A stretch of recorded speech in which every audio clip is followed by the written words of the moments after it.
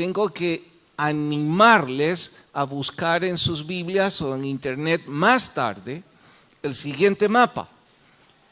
Se trata de la ruta que el pueblo hebreo siguió hasta la tierra prometida. Encontrarán distintos en internet, pero les sugiero háganlo porque esto es más que información. Esto nos va a poner en una mejor perspectiva. Acá está Ramesés. Todo apunta que este es el punto de partida del pueblo hebreo. Siempre ubíquense en el mar Mediterráneo.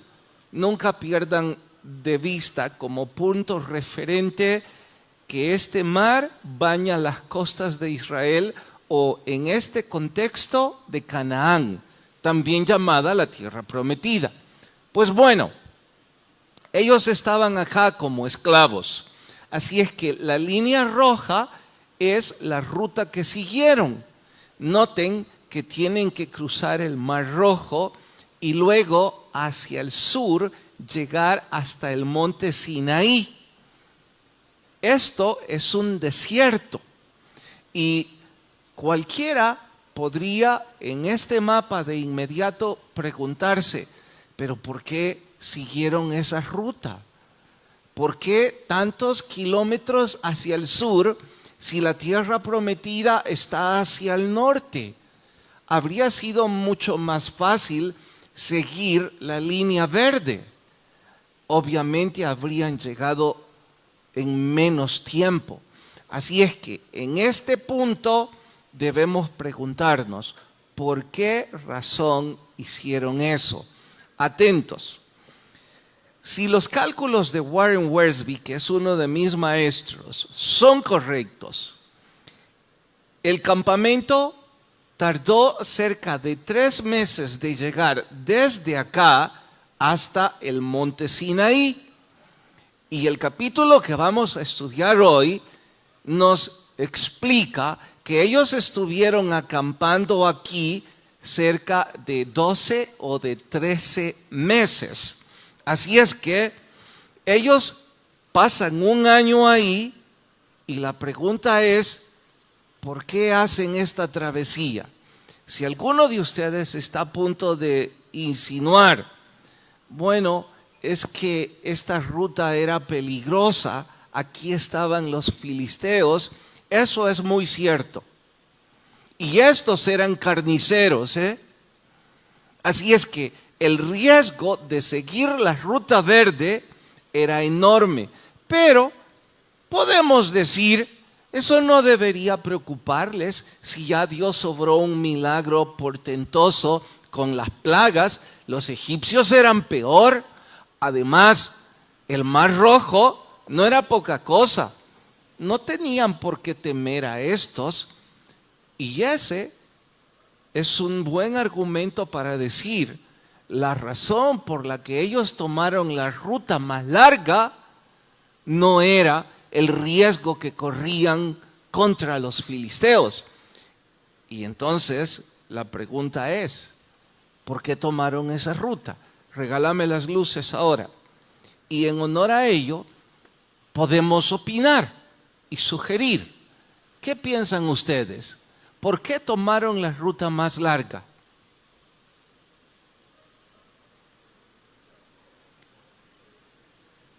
Hermana Marta.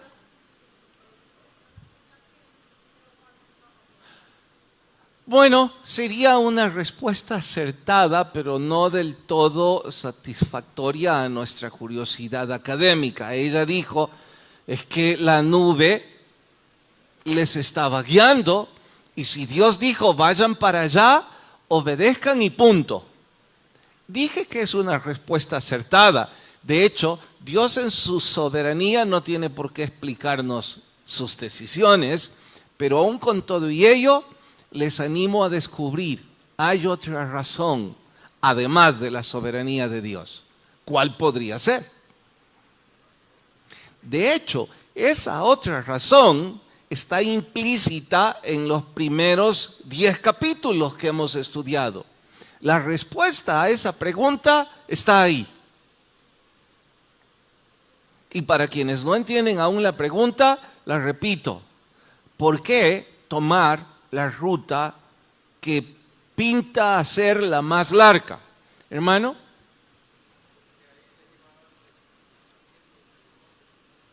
Porque ahí les iba a dar los mandamientos.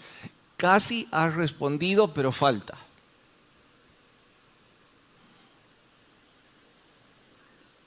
Hermana.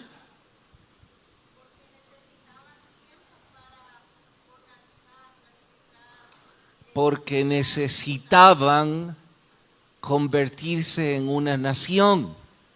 Hasta este momento eran grupos tribales sin organización alguna.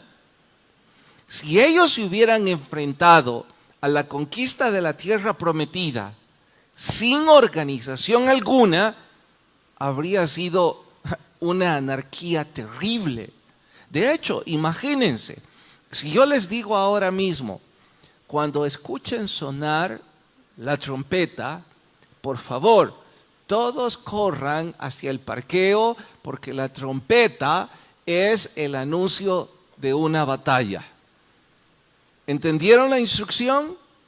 Bueno, por favor, vas a sonar la trompeta ahora que te digo, está grabada ahí. Cuando yo les diga, la trompeta sonó una vez, corren todos. ¿Entendieron lo que van a hacer? ¿Sí, amén o no amén?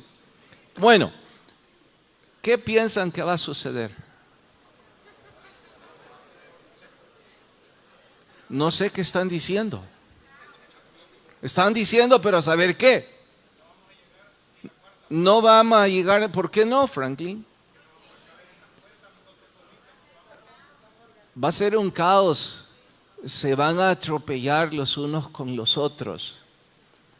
Pero si en lugar de eso les digo, cuando suene la trompeta, los del módulo 1 serán los primeros en correr por la puerta que está allá. Los que están en el módulo 6 van a correr por esta puerta y yo empiezo a organizarles. Cuando la trompeta suene, ¿qué va a pasar? Ustedes van a llegar a su meta porque están organizados. Dios estaba convirtiendo a un grupo tribal en una nación muy bien organizada.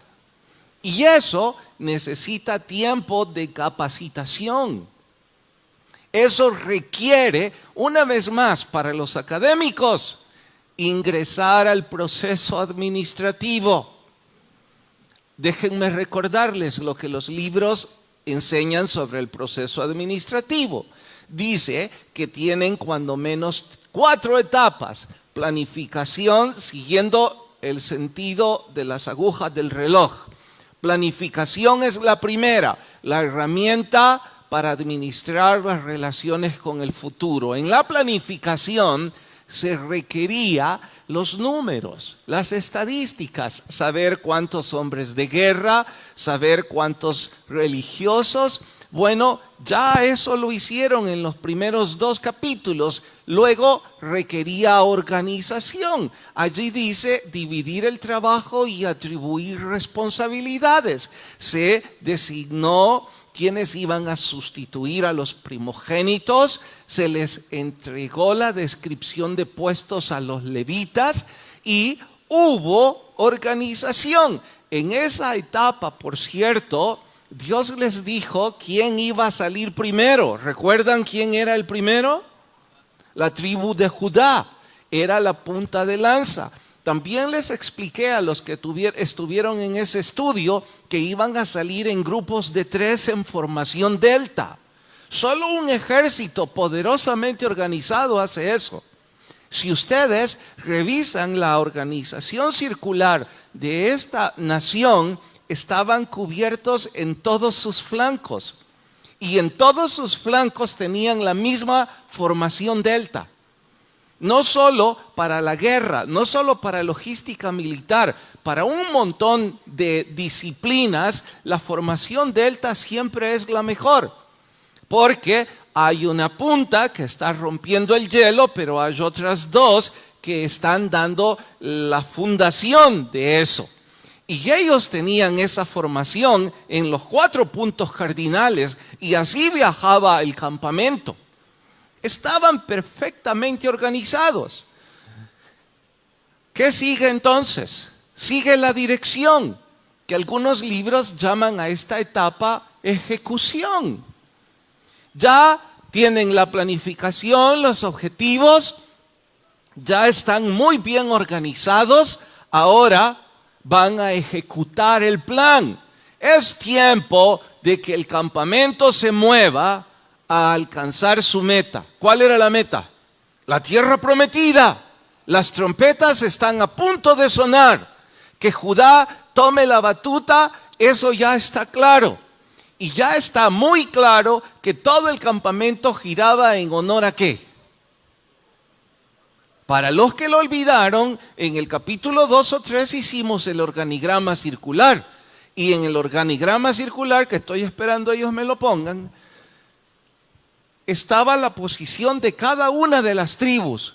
Y se sabía cuántos hombres de guerra y cuántos religiosos en cada punto cardinal. Y se sabía que en el centro estaba, ¿qué cosa? La presencia de Dios.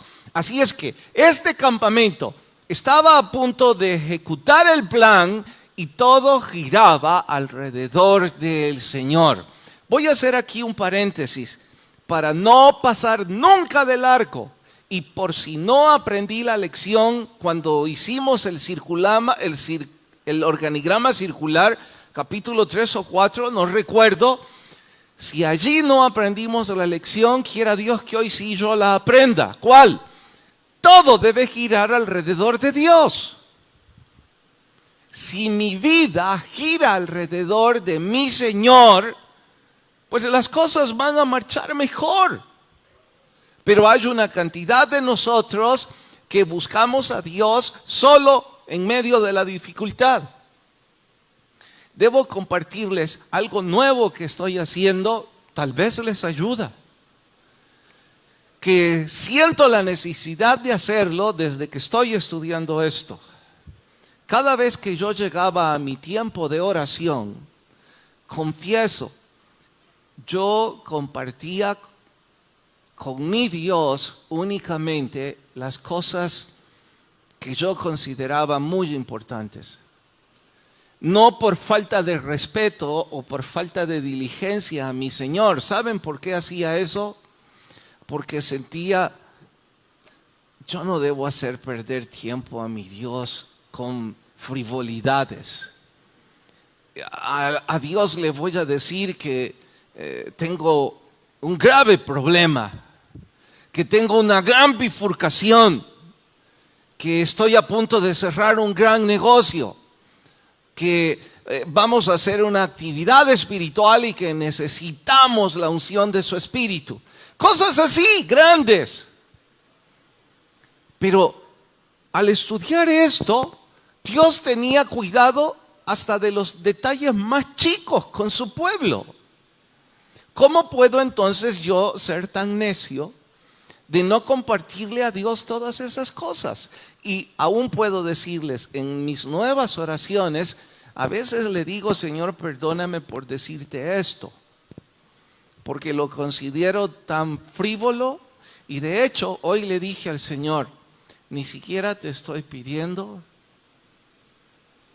Y si alguien hubiera estado oyendo mi oración, me habría dicho, ¿y para qué lo estás diciendo, pues? Y yo habría respondido, porque es mi Dios y mi vida debe girar alrededor de Él. Y eso es lo que me pasó hoy. Por citarles el ejemplo puntual, en la casa de Patmos estamos haciendo una nueva fosa séptica y un nuevo pozo de absorción. Y para ahorrar dinero se me ocurrió la tonta idea de aprender nueva tecnología en internet en lugar de preguntarles a los expertos. Y creo que he cometido 3 o 4 errores que me van a significar, yo pensaba ahorrar más de $3,000. Es una fosa séptica enorme, ¿eh? Entonces yo dije, con esta nueva tecnología vamos a ahorrar $3,000 o $4,000. Pero después de los errores que cometí hoy, creo que ya solo vamos a ahorrar como 3.500. Porque mi error va a costar $200. Y eso estaba hablando con el Señor. Y si alguien me dice, ¿por qué está haciendo eso? ¿Por qué molesta al Señor? No quería interrumpir a mi Dios por algo frívolo. Solo que he aprendido que toda mi vida gira alrededor de Él. Y que yo debería compartir todo.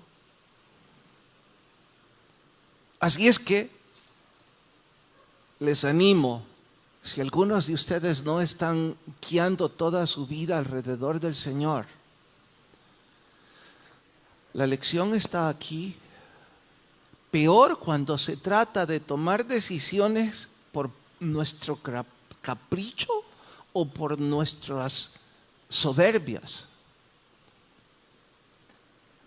¿Por qué va a hacer eso? Le preguntó a Dios, lo tomó en cuenta, su decisión gira alrededor del Señor. No, gira alrededor de mi cólera con esa persona. Gira alrededor de que yo tengo el dinero y voy a hacer lo que se me antoja porque es mío. Bueno, mi deber era solo decirles que nuestras vidas deberían girar alrededor del Señor. Dicho eso, retomo el estudio y digo, ya no son un grupo tribal, son una nación fuertemente organizada, listos para la acción. Y si yo les pregunto a los que han seguido los estudios desde el principio con este servidor, eso es desde el capítulo 1 hasta el capítulo 10. Eso es cerca de 1 año, 2 meses en el desierto. Eso es en nuestro tiempo desde mediados de diciembre, creo. Bueno, ya son 2 meses estudiando 10 capítulos de la Biblia. Si les pidiera que evaluemos y califiquemos al pueblo hebreo en cuanto a su conducta hacia Dios, desde el 1 la nota más baja y 10 la más alta, ¿cómo calificaríamos al pueblo hebreo en honor a estos primeros 10 capítulos? Del 1 al 10. ¿Qué opinan? No opinan nada.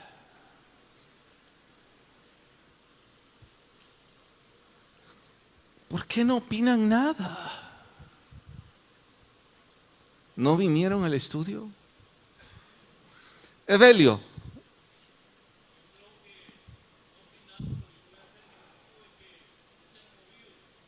No se han movido. Pero han pasado una cantidad de cosas bárbaras. Recuerden, el paso del Mar Rojo, la organización, la consagración de los levitas, el recibimiento de las tablas. Oiga, pasaron muchas cosas que no han empezado el éxodo hacia la tierra prometida, cierto, pero que han pasado muchas cosas en ese año, han recibido el maná.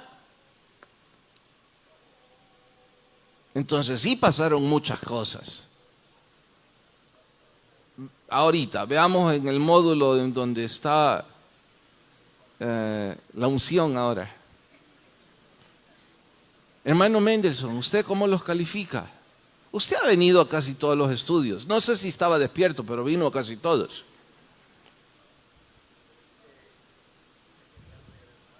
No, eso no ha pasado. Cuidado, hasta el capítulo 10, ellos no se quieren regresar. Ayer sucedió igual, que alguien dijo, como el hermano Mendelssohn, hicieron una gran revuelta. Eso todavía no lo hemos estudiado. La convicción hasta el capítulo 10, ¿cómo estaba? Califíquela. Bien, mal o regular. Un 6. Bueno, hermano Mendelssohn les ha puesto un 6. ¿René? ¿Ha venido? Sí, ¿verdad? Vaya pues. les daría 10. ¿Por qué tan dadivoso?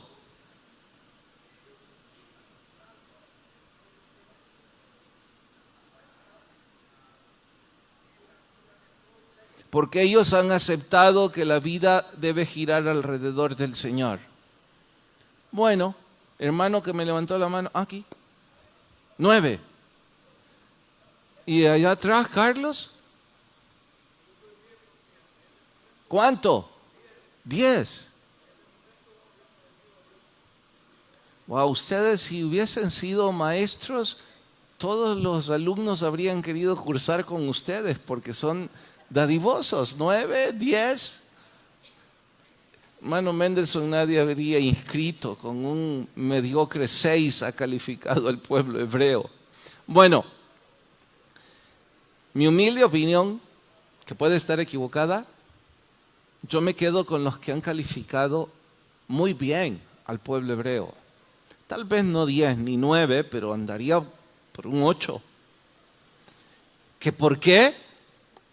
Todo lo que Dios les ha dicho, obedientemente ellos han dicho sí.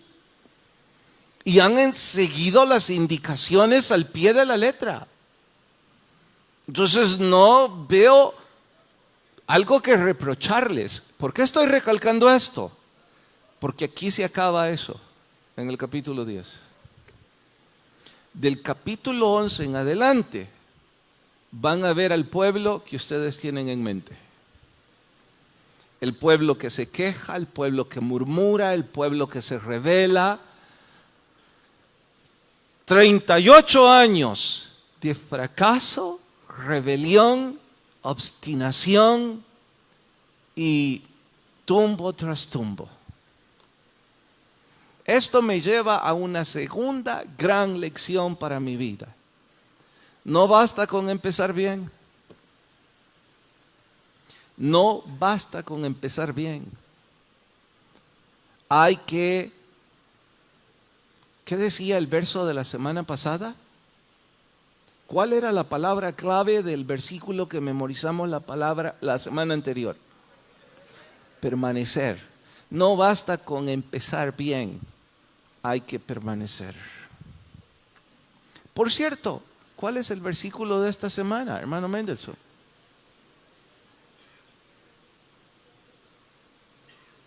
En esto, así empieza. No. Bueno, Saúl.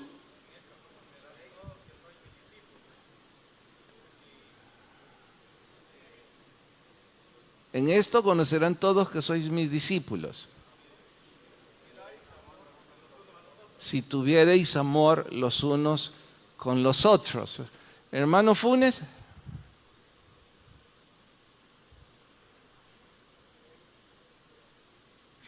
Más fuerte. No que lo abra más fuerte, que lo grite.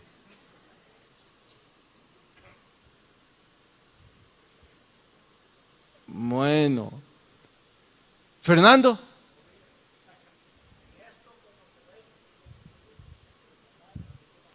Le hizo falta todos. Y usó otra conjugación de verbos, me imagino que su Biblia está en otro idioma y por eso es que, sí, eso es entendible. ¿Sí, hermano?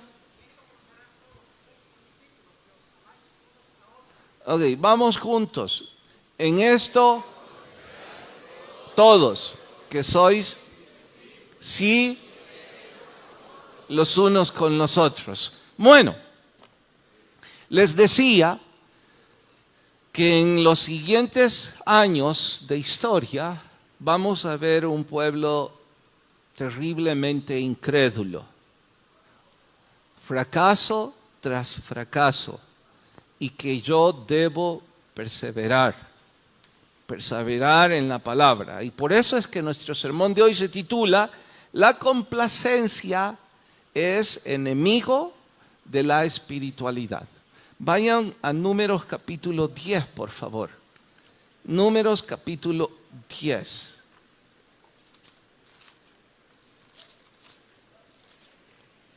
¿Lo hallaron? Antes oramos y pedimos la guía. Señor, reconocemos que nuestro esfuerzo es inútil si el Espíritu Santo no obra un milagro para iluminarnos y para inspirarnos. Necesitamos eso y con pasión te decimos, Señor, queremos aprender, queremos recibir la luz a nuestro diario vivir. Por favor, ministra nuestras vidas. En Cristo Jesús, amén. Dice el capítulo 10, versículo 1.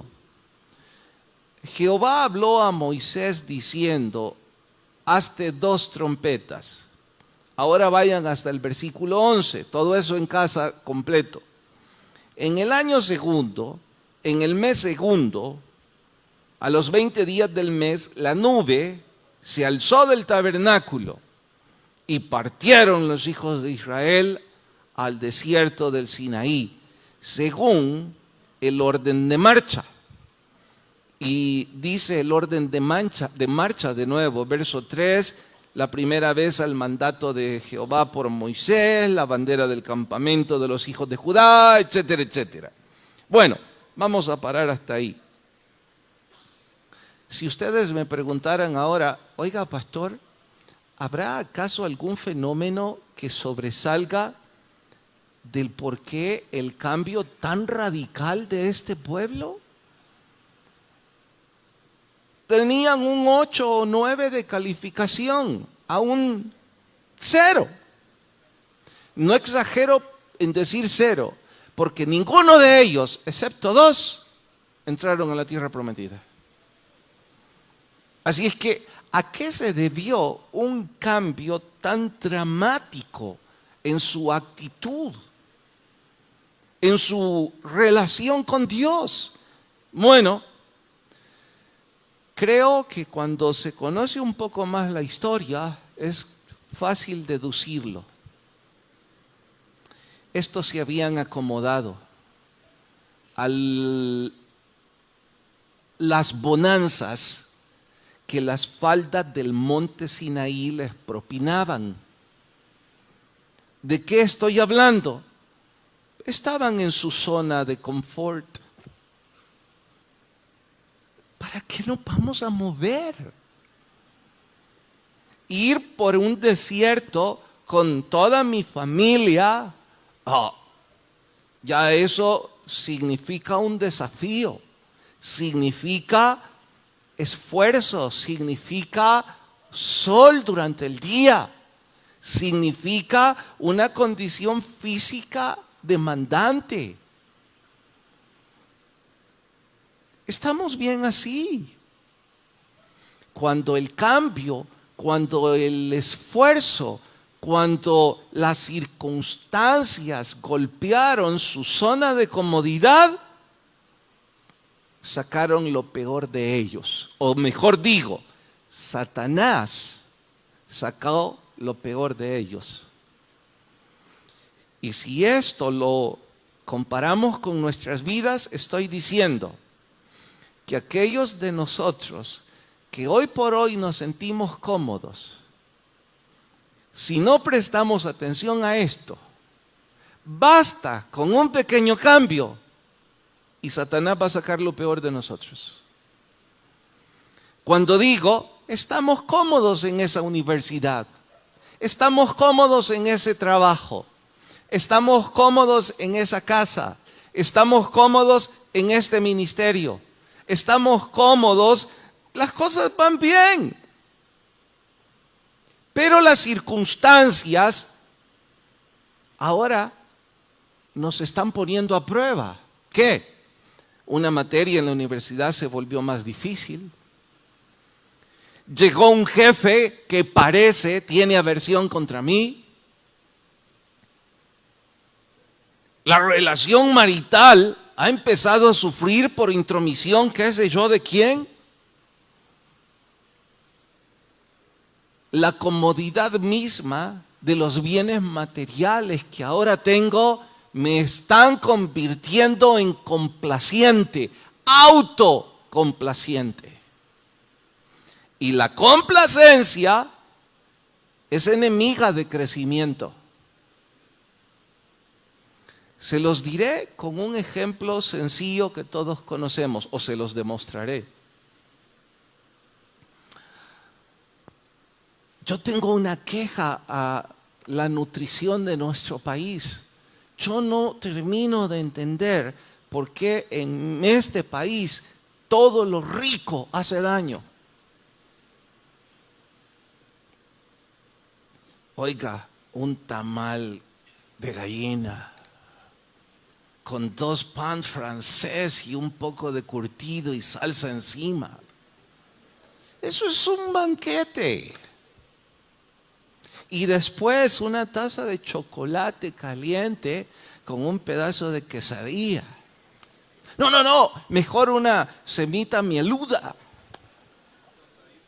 Les pregunto, ¿no es rico eso? ¡Ah! Es riquísimo.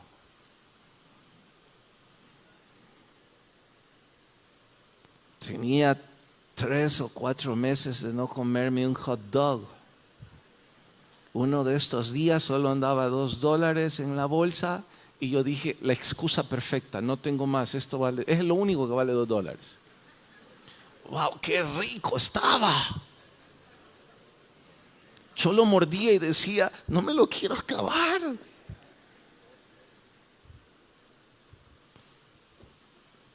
Si mi esposa me hubiera visto, me habría puesto una cara y me hubiera dicho, todo eso te hace daño. Y ya no lo habría disfrutado, pero para mi fortuna no estaba.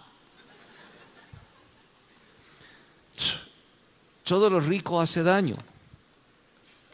Así es que si yo quiero tener una dieta saludable, y si vamos a hacer eco de lo que el famoso filósofo dijo, de que somos lo que comemos, entonces yo tengo que desafiar mi propia voluntad y comer bien.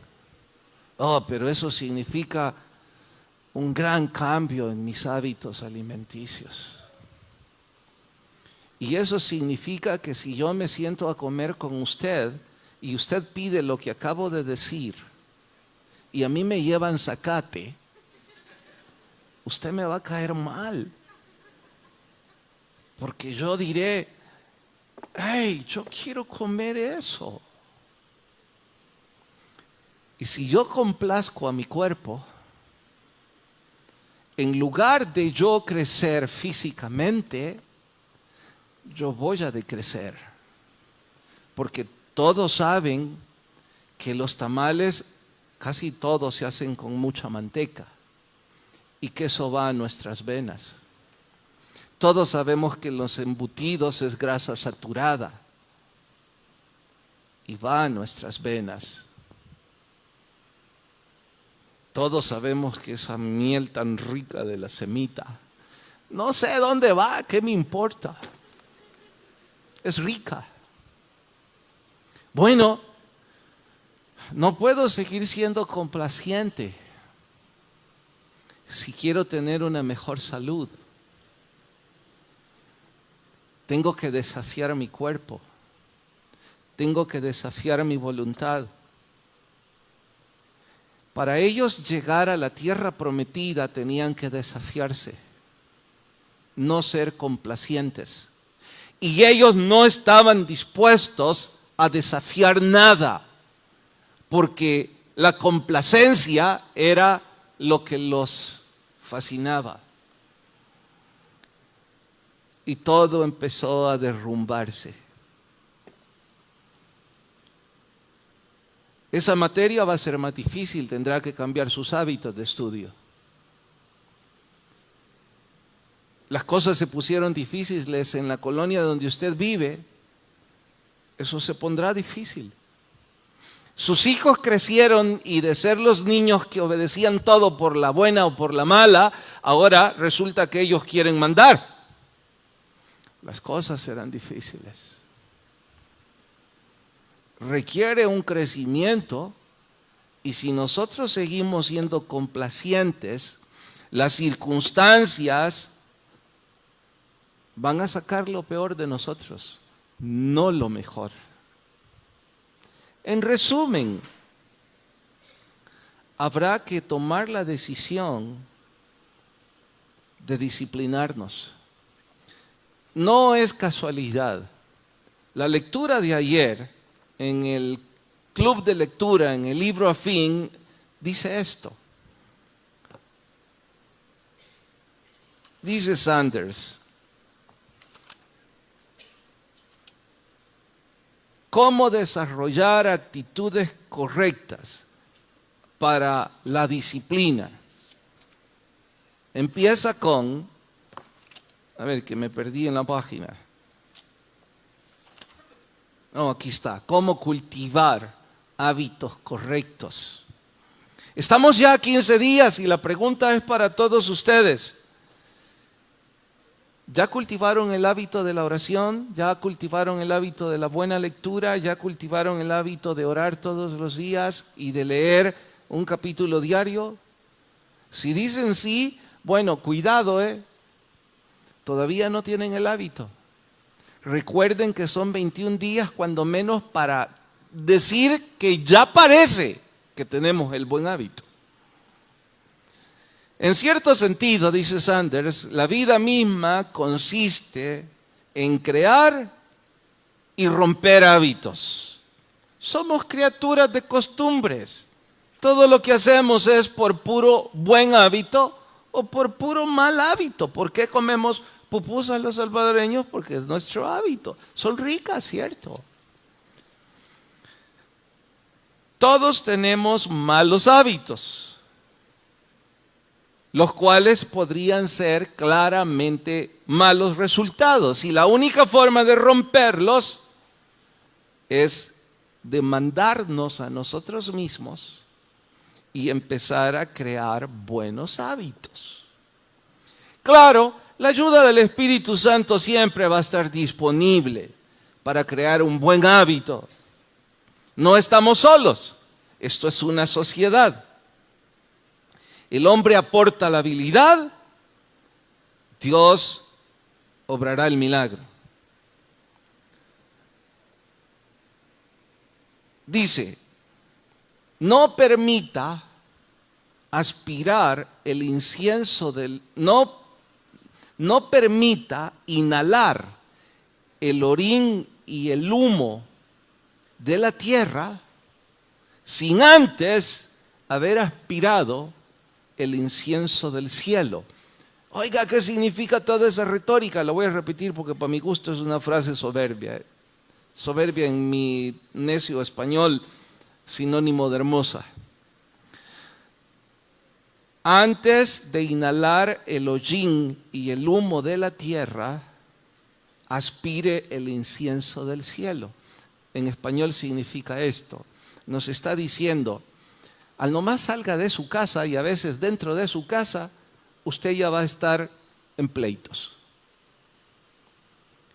Su pareja se levantó de mala gana, o alguno de sus hijos, o a veces hasta el chucho. Y desde el comienzo, los problemas. O las llamadas de madrugada, 6, 7 de la mañana. Problemas. No se imagina en esta iglesia cuántas cosas en la mañana.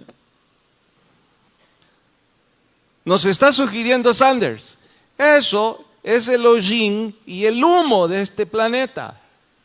Rompa el hábito de empezar el día inhalando esa basura.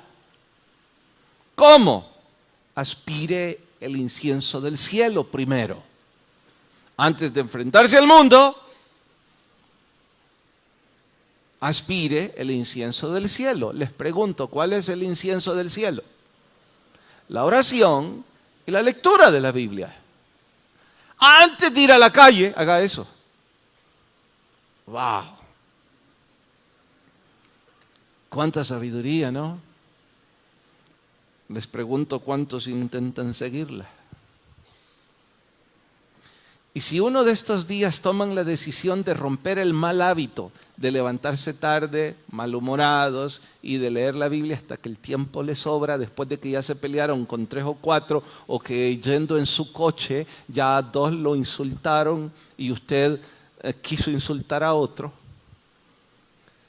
Si uno de estos días dice, este es un consejo sabio, mire, esto es como hacer ejercicios. Me voy a levantar más temprano y voy a hacer un poco de ejercicios. Todos saben que eso es bueno. Bueno, me voy a levantar más temprano y voy a orar y voy a leer la Biblia para aspirar el incienso del cielo antes de ir a respirar el hollín y el humo de este sucio mundo. El día que usted decida romper el mal hábito y comenzar un buen hábito, escuchen la profecía, esta es mía. Satanás lo va a empezar a fastidiar. A la hora que nunca se meten con usted. ¿Sabe que desde que yo decidí este año nuevo empezar en ese horario 6, 6 y media, les ha agarrado de llamarme a esa hora? Yo digo, ¿a quién se le ocurre llamarme a esa hora? Así es que ya decidí. Pongo el teléfono en modo de avión. Ya no me pueden hablar. Así que si usted estaba planeando hablarme mañana, ya no me hable, no va a sonar. No va a sonar. Y algunas de esas cosas, debo decir, son importantes. Es importante que se rompió el sistema de la alarma. Es importante que anoche se quemó todo este lado del templo, las lámparas. No las lámparas, el circuito, ya no sé qué. Es importante que no hallaban al gato,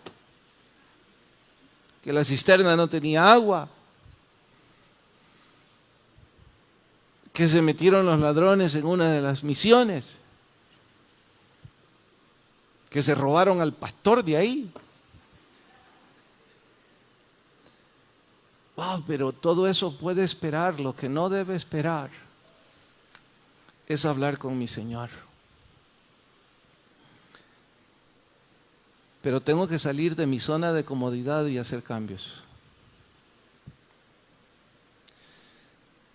Versículo 29. Entonces dijo Moisés, ¿a quién? Jobab, hijo de Raguel, madianita, su suegro. ¿Saben? Este Jobab es cuñado de Moisés. Los estudiosos dicen que Raguel y Jetro son la misma persona. Ustedes reconocen más bien a Jetro como el suegro de Moisés. Bueno, se dice que este Raguel es el mismo que Jetro. No sé si un segundo nombre o dicho en hebreo o arameo antiguo, no tengo idea. ¿Cuál es el asunto importante? No es el nombre ni quién era, sino lo que sucede más adelante. Dice el verso 30 y... el mismo 29. Nosotros, habla Moisés, partimos para el lugar del cual Jehová ha dicho, yo os lo daré. Ven con nosotros y te haremos bien. El suegro de Moisés no era hebreo, era madianita. Y le respondió, no, yo no voy. Me voy a mi tierra y a mi parentela. Él le dijo, te ruego que no nos dejes, porque tú conoces los lugares donde hemos de acampar en el desierto, nos serás en lugar de ojos. Si vienes con nosotros cuando tengamos bien, el bien que Jehová nos ha de hacer, nosotros te haremos bien. Les pregunto, ¿Moisés hizo bien al invitar a este madianita a acompañarlo, sí o no? ¿Por qué no? Los que dijeron no, ahora defiendan su postura. Renato. Sí, la pregunta inmediata es, ¿y yo para qué necesito un guía de viaje? ¿Quién es el que me va a guiar? La nube. ¿Pero es que quiero otro? Entonces parece que hizo mal. A esto súmenle, en los siguientes capítulos ya van a ustedes descubrir que estos eran, si no los que empezaban las revueltas, sí los que las seguían. Así es que alguna vez creo que Moisés debió decir, ¿por qué invité a estos a seguirme? Bueno, esa es una postura.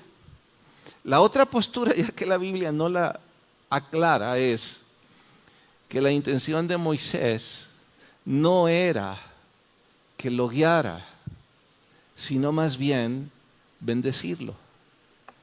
Porque Moisés sabía la bendición de Dios, conocía a Dios. Y si ese es el caso, estamos hablando de un corazón misionero, de un corazón evangelista. El afán de Moisés de que su pueblo fuera luz a las naciones. El afán de Moisés de que otros conocieran a su Dios. En forma análoga, la iglesia de Cristo también está en un viaje, porque si estamos cómodos aquí nos equivocamos. Nuestro destino no es la tierra prometida, sino la eternidad. Entonces nuestra visión debe estar puesta en esa promesa, no en los bienes tontos de esta tierra, sino en la eternidad. Si eso lo entendemos, nuestro corazón debería ser evangelizar e invitar a otros a acompañarnos en ese viaje.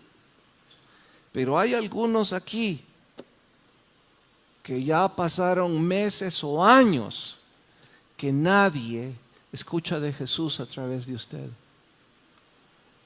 Nadie ha sido invitado a la iglesia a través de usted. Peor aún si somos líderes. De hecho, yo debo preguntarme, ¿y por qué es que no he invitado a nadie? Saben, les tengo que confesar que cuando conocí del Evangelio, no me voy a quejar de esa iglesia, al contrario, les estoy agradecido a los pastores porque fueron los instrumentos que el Espíritu Santo usó para que mi familia conociera al Señor. Pero, si es que debo decir pero, era una iglesia con muchas emociones que yo no entendía, cuestionaba y no compartía. No las estoy cuestionando ahora ni las estoy juzgando, no las entendía. Estoy diciendo que en esa iglesia para orar gritaban. Entonces el que estaba aquí al lado, yo no podía orar a no ser que gritara más fuerte que él. Y de vez en cuando también danzaban. Y de vez en cuando profetizaban. Y le profetizaban a uno los pecados. Y no estoy exagerando. Entonces yo todas esas cosas decía, no las veo en la Biblia, no las comparto. Y cuando escuché que debía compartir mi fe, pensé en mis compañeros de colegio y después en mis compañeros de universidad. Ay, si yo llevo a uno de esos locos a la iglesia, imaginen lo que van a decir. Y nunca lo hice, obviamente, porque yo no estaba convencido de lo que estaba siguiendo. Después tuve otra excusa y después tuve otra excusa. Ahora que los años han pasado con libertad, les puedo preguntar a todos ustedes que no invitan a nadie a acompañarle en su viaje hacia la vida eterna. ¿Usted está convencido que su fe es el camino a la vida eterna? Les pregunto, ¿están convencidos de eso? ¿Que su fe es el camino a la vida eterna? ¿Están convencidos? ¿Y entonces por qué no invitan? ¿Están convencidos de que esta iglesia enseña la Biblia? ¿Y entonces por qué nunca le acompaña a nadie a usted?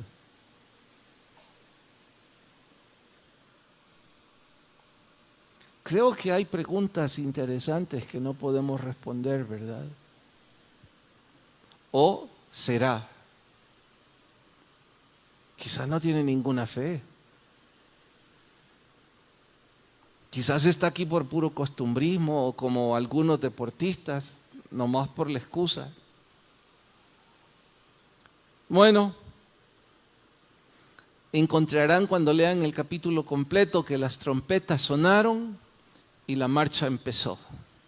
Y de la misma forma en el libro de Apocalipsis dice que cuando se escucha la trompeta final, los muertos en Cristo resucitarán primero y luego los que hayamos quedado vivos. La pregunta es si usted está esperando esa trompeta o su vista está puesta en este mundo. Usted decide. Señor, gracias por hablarme.